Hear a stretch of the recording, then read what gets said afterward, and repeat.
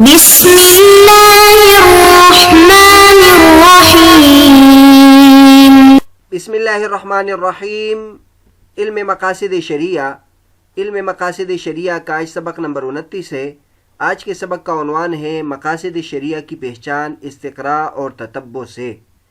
آج کے سبق میں ہم اس پر بات کریں گے کہ مقاصد شریعہ کو ہم کیسے معلوم کر سکتے ہیں۔ تو اس کے معلوم کرنے کا ایک طریقہ استقراء اور تتبع ہے، یعنی تتبع اور تلاش کر کے ہم معلوم کر سکتے ہیں کہ کون سی چیزیں شریعت کے مقاصد میں سے ہیں۔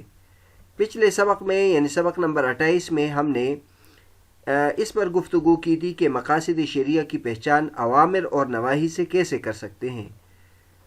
تو تفصیل کے ساتھ بتایا تھا کہ ایک امر اور نہی صریح ہوتی ہے، اس سے بھی ہم مقاصد شریعہ کو پہچان سکتے ہیں، جیسے اس کی مثالیں دی تھی۔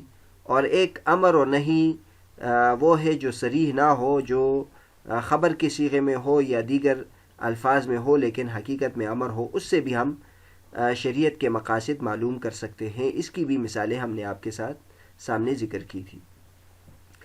پھر ذکر کیا تھا کہ امر و نہی یعنی کسی کو حکم کرنا یا کسی کو منع کرنا، اس کے مختلف انداز ہوتے ہیں، وہ مختلف انداز آپ کے سامنے ذکر کیے۔ دراصل یہ جو تقسیم چل رہی ہے، یہ اس بات کی تقسیم ہے کہ مقاصد شریعہ کو ہم کس طریقے سے ثابت کر سکتے ہیں۔ تو مقاصد شریعہ کو ثابت کرنے کے لیے ہمارے پاس 10 طریقے ہیں۔ نمبر 1 قرآن، نمبر 2 سنت، نمبر 3 امر و نہی، نمبر 4 استقراء، نمبر 5 احکام کی علتیں، نمبر 6 اسباب نزول، نمبر 7 شارع کا سکوت، اور نمبر 8 آثار صحابہ، نمبر 9 عقل سلیم، نمبر 10 فطرت سلیمہ۔ تو پچھلے اسباق میں ہم نے قرآن، سنت اور امر و نہی کی تفصیل ذکر کی۔ آج کے سبق میں چوتھی چیز یعنی استقراء کے بارے میں ہم تفصیل ذکر کریں گے۔ تو استقراء جو ہے، اس کے بارے میں یہ لکھا ہے کہ استقراء کہتے ہیں تتبع اور تلاش کر کے، یعنی شریعت کے نصوص میں ہم دیکھیں کہ کہاں کہاں شریعت نے جو حکم لگایا ہے اس کے پیش نظر، شریعت کے پیش نظر کیا بات ہے۔ تو اس کے لیے ہم بہت زیادہ نصوص کو تلاش کریں گے، تقریباً تمام نصوص شریعہ کو ہم دیکھتے ہیں، اور اس کے بعد پھر ہم ایک مقصد شریع کو تلاش کرتے ہیں۔ تو چونکہ اس میں بہت زیادہ نصوص کو ہم دیکھتے ہیں، اس کے بعد ہم ایک فیصلہ کرتے ہیں۔ اس لیے کہا جاتا ہے کہ استقراء سب سے زیادہ مضبوط طریقہ ہے۔ شریعت کے مقاصد کو پہچاننے کے لیے استقراء یعنی تتبع اور تلاش کر کے اس کو ہم یعنی جو معلوم کریں گے وہ سب سے افضل طریقہ ہے۔ اس کے بعد ہم استقراء کی تعریف بھی کرتے ہیں۔ استقراء کس کو کہتے ہیں؟ تتبع الجزئیات للوصول الی قاعدۃ کلیۃ، جزئیات کو تلاش کر کے قاعدہ کلیت کی طرف جانا۔ مثلا ہم ایک بات کسی میں دیکھ لیتے ہیں، ہم اس کے لیے ایک اور مثال آپ کے سامنے ذکر کرتے ہیں۔ مثلا یہ کہنا کہ دہلی والے عقل مند ہیں۔ تو اب یہ جو قاعدہ کلیہ ہم نے بنایا کہ دہلی والے عقل مند ہیں، تو اس کی وجہ یہ ہے کہ دہلی کے ایک ایک فرد میں اس کا تجربہ کیا گیا کہ جب بھی کسی کو دیکھا اور وہ دہلی کا رہنے والا ہے تو وہ عقل مند ہے۔ اس طرح دوسرے کو دیکھا، تیسرے کو دیکھا، چوتھے کو دیکھا، 100 کو دیکھا، 1000 بندوں کو دیکھا، اور پھر ہم نے اس سے ایک نتیجہ نکالا۔ تو استقراء اس کو کہتے ہیں کہ جزئیات کو تلاش کر کے اس کے ذریعے سے ہم قاعدہ کلیہ کی طرف جائے۔ تو اسی طرح جو مقاصد شریعہ ہے اس میں بھی ہم جو شریعت کے جتنے بھی نصوص ہیں اس میں ہم دیکھ لیتے ہیں کہ بھائی شریعت نے یہاں یہ حکم کیوں لگایا ہے، اسی طرح وہاں یہ حکم کیوں لگایا ہے، وہاں یہ کیوں حکم لگایا ہے۔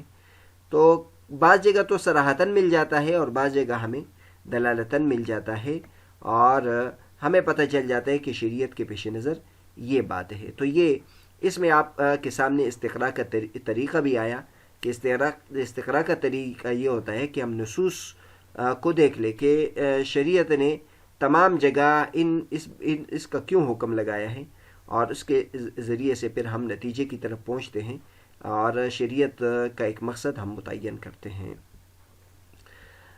اس کے بعد اگر ہم دیکھ لیں مقاصد شریعہ کی پہچان استقراء اور تتبع سے، اس میں بعض مرتبہ تو ایسا ہوتا ہے کہ شریعت نے خود وہاں اس چیز کو مقصد بنایا ہوتا ہے.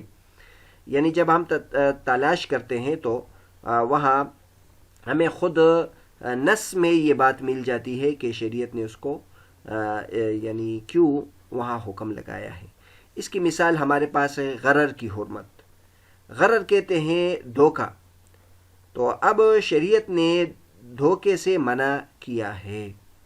یعنی جتنے بھی کاروباری مسائل ہیں تو اگر اس میں بیوع اور معاملات کو ہم اگر دیکھ لیں تو ایک بہت بڑی چیز جس سے شریعت نے منع کیا ہے وہ غرر ہے، دھوکہ ہے. تو اس کو جب ہم نے تلاش کیا تو کئی جگہوں میں شریعت نے ہمیں منع کیا ہے. مثلا کسی چیز کو پکنے سے پہلے مت بیچو تو اس میں بھی دھوکہ ہو سکتا ہے. مجہول چیز کا کاروبار نہ کرو تو اس میں بھی دھوکہ پیش نظر ہے. تو لیکن یہ وہ جگہ ہے جہاں خود صراحتاً بھی ہمیں نص میں اس کا ذکر ملا ہے کہ جس میں غرر کا ذکر ہے. چنانچہ ایک حدیث ہے جس میں نبی کریم صلی اللہ علیہ وسلم نے مزابنہ سے منع کیا ہے. نہى النبی صلی اللہ علیہ وسلم عن المزابنۃ.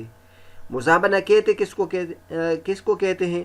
مزابنہ کہتے ہیں کہ پھل کو کھجور کے بدلے میں بیچا جائے وزن کر کے، اور اسی طرح جو کشمش ہے ان کو انگور کے بدلے میں بیچ دیا جائے وزن کر کے. یعنی جو تر کھجور ہے اس کو خشک کھجوروں کے بدلے میں بیچا جائے، اور جو کشمش ہے اس کو اس کے بدلے میں بیچا جائے. تو اس میں بھی یہ بات ہے کہ شریعت کا جو مقصد ہے وہ یہ ہے کہ اس میں دھوکہ ہو سکتا ہے.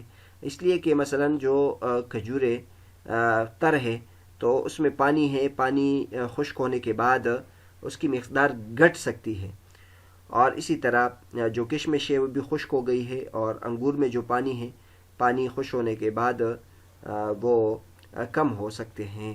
تو اس لیے شریعت نے اس کو منع کیا ہے. اسی طرح اٹکل کے ساتھ بے اور خرید و فروخت، اس سے بھی شریعت نے منع کیا ہے کیونکہ اس میں بھی کمی بیشی ہو سکتی ہے اور دھوکہ دہی کا احتمال ہوتا ہے.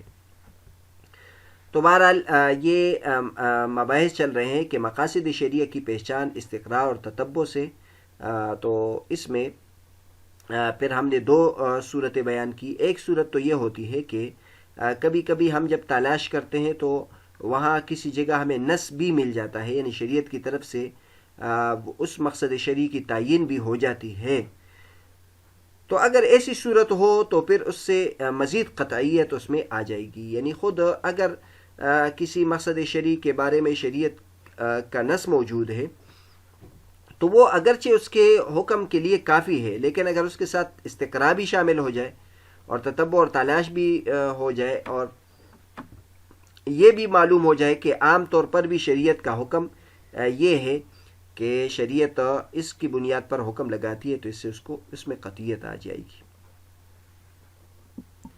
اس کی مثال آپ یہ سمجھے کہ مثلا رفع حرج، یعنی حرج کو دور کرنا ہے. اگر اس کے بارے میں کوئی بھی نص وارد نہ ہوا ہو، لیکن ہم جب تلاش کر لیں کہ مثلا تیمم میں بھی شریعت نے اس کو رفع حرج کو بنیاد بنایا ہے، اور اس طرح نماز میں سفر میں نماز کو جمع کرنا اور نماز کو قصر کر کے پڑھنا، اس میں بھی رفع حرج بنیاد ہے. اس طرح مریض کی نماز بیٹھ کر پڑھنے کی صورت میں بھی رفع حرج پیش نظر ہے. اس طرح حیض اور نفاس والی عورت کے لیے نماز کو معاف کیا گیا ہے، اس میں بھی رفع حرج ہے. تو یہ کئی جگہوں میں شریعت نے رفع حرج کو بنیاد بنایا ہے. اگرچہ ان جگہوں میں نصوص بھی وارد ہوئے ہیں، تیمم کے بارے میں، نماز کو قصر کرنے کے بارے میں، مریض کی نماز پڑھنے کے بارے میں، اس طرح حائضہ اور نفاس والی عورت کے نماز کے معاف ہونے کے بارے میں اگرچہ نصوص موجود ہے، لیکن یہ پھر وہ جگہ ہوگی جہاں مزید اس میں قطعیت آ جائے گی. وہ یہ ہے کہ یہ مقاصد کے بھی موافق ہے اور ساتھ ساتھ اس میں نص بھی وارد ہے. آگے ہم استقراء کے بارے میں ایک اور مفید بات ذکر کرتے ہیں کہ استقراء یعنی تتبع اور تلاش یہ پھر آگے دو قسم پر ہے. ایک استقراء تام اور ایک استقراء ناقص. استقراء تام اس کو کہتے ہیں کہ جس میں جو کلی ہے وہ اکثر جزیات میں موجود ہو اور استقراء تام اس کو کہتے ہیں کہ کلی تمام جزیات میں شامل ہو، اور استقراء ناقص اس کو کہتے ہیں کہ وہ اکثر جزیات کو شامل ہو لیکن تمام جزیات کو شامل نہ ہو۔ اور یہ آپ حضرات کو پتہ ہے کہ جب ہم ایک کلی بناتے ہیں، ایک حکم لگاتے ہیں سب پر، تو کبھی کبھی یہ تو ایسا ہوتا ہے کہ وہ تمام میں وہ حکم نہیں پایا جاتا، تو اس کو استقراء ناقص کہتے ہیں، اور اگر تمام میں وہی حکم ہے تو پھر یہ استقراء تام ہے۔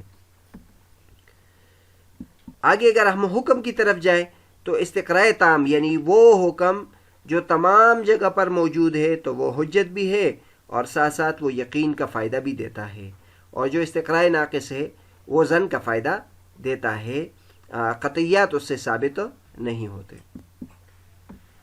تو بہرحال آج کا جو ہمارا سبق ہے اس میں ہم نے مقاصد شریعہ کی پہچان استقراء اور تتبع سے اس موضوع پر ہم نے گفتگو کی کہ مقاصد شریعہ یعنی شریعت کے مقاصد کو ہم کس طریقے سے پہچان سکتے ہیں۔ اس کے لیے ایک طریقہ یہ ہے کہ ہم تلاش کریں نصوص شریعہ میں اور اس کے ذریعے سے ہم مقاصد شریعہ کی طرف پہنچیں، اور اس کے بارے میں ہمیں بیان کیا کہ استقراء یہ سب سے مضبوط طریقہ ہے مقاصد شریعہ کو معلوم کرنے کا۔ اس کے بعد استقراء کی ہم نے تعریف کی، استقراء کا طریقہ بیان کیا، اور پھر یہ بیان کیا کہ استقراء کا ایک طریقہ یہ ہوتا ہے کہ اس پہ نص بھی وارد ہوئی ہوتی ہے، تو اگر استقراء کے بارے میں نص وارد ہوئی ہو تو پھر اس میں قطعیت آئے گی۔ اور پھر آخر میں ہم نے استقراء کی دو قسمیں بیان کی، ایک استقراء تام ہے اور ایک استقراء ناقص ہے۔ استقراء تام اس کو کہتے ہیں کہ جو کلی ہے وہ اپنے تمام افراد کو شامل ہو، اور استقراء ناقص یہ ہے کہ بعض جزیات اس سے خارج ہو۔ اگلے سبق میں ہم اس پر گفتگو کریں گے کہ مقاصد شریعہ کی پہچان کا ایک طریقہ احکامات کی علتوں کو دیکھنا ہے، احکامات کی علتوں میں بھی اور اس کے ذریعے سے بھی ہم مقاصد شریعہ کو پہچان سکتے ہیں۔